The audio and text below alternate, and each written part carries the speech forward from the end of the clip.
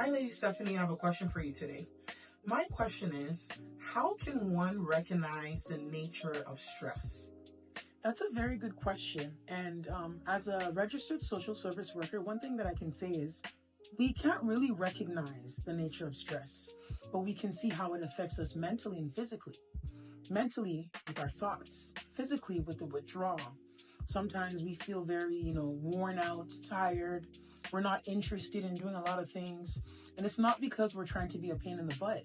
It's just that's how much stress can creep up on us.